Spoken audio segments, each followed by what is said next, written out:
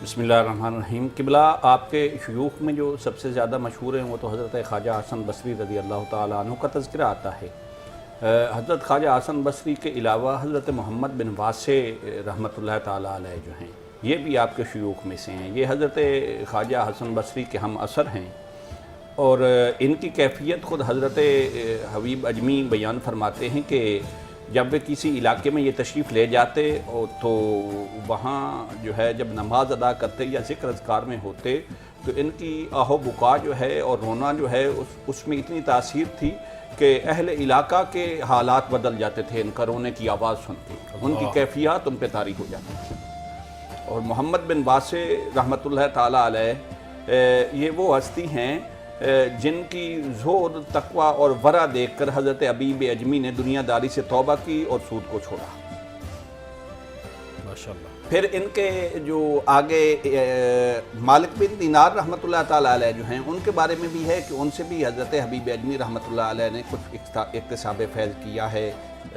मालिक बिन दीनार से हदीस के बारे में और इल्म कलाम के बारे में भी तज़किरा मिलता है।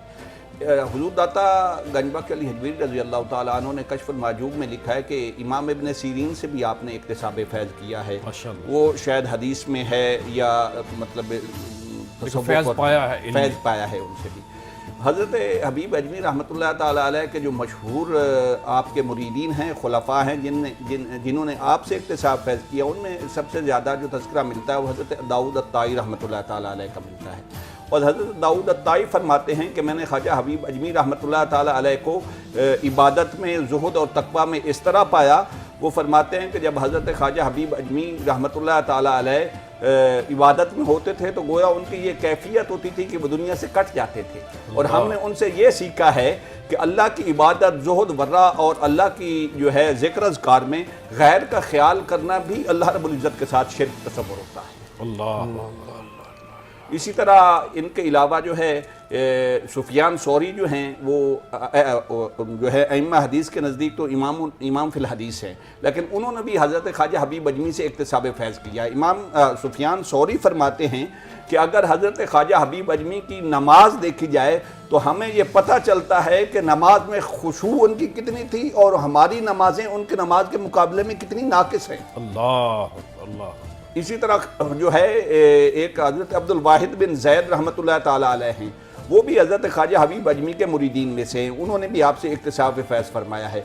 वो फरमाते हैं कि हज़रत ख्वाजा हबीब अजमी रहमतुल्लाह ताला अलैह उनकी नमाज में ये कैफियत खुशू और खुलू होती थी।